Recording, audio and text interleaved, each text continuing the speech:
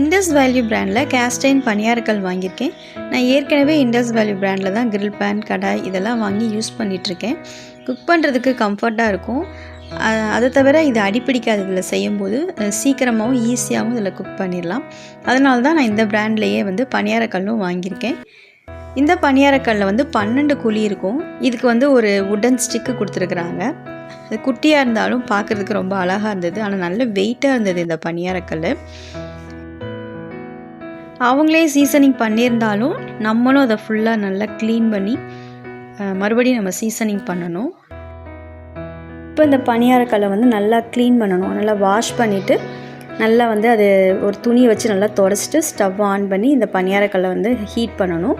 Heat ஆன உடனே நம்ம எல்லா குழியிலையும் எண்ணெய் ஊற்றி பொடியாக நறுக்கி வச்சுருக்க வெங்காயத்தை ஒரு குழியிலையும் போட்டு நல்லா அதை ப்ரௌன் கலரில் ஆகிற வரை அதை சும்மா ஒரு ஸ்பூனில் வச்சு அதை சும்மா மாற்றி கிளறி விட்டுட்டே இருங்க. ஃபுல்லாக அது ப்ரௌன் ஆனோடனே அதை எல்லாத்தையும் எடுத்துகிட்டு மறுபடியும் கொஞ்சமாக எண்ணெய் ஊற்றிட்டு மாவு ஊற்றி வேக விடுங்க. ஃபஸ்ட் டைமே அது வராது.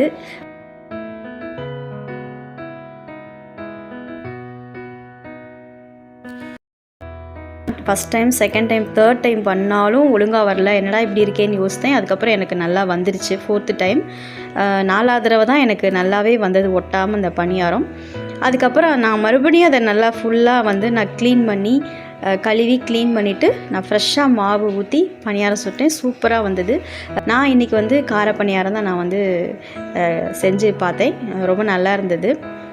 ஆனால் இது செஞ்சு முடிச்சதுக்கப்புறம் மறுபடியும் நல்லா ஒரு ட்ரையாக துணியை வச்சு தொடச்சிட்டு எண்ணெய் அப்ளை பண்ணி வச்சிட்டிங்கன்னா நம்ம எப்போ எடுத்து செஞ்சாலும் நல்லா பணியாரம் வரும்.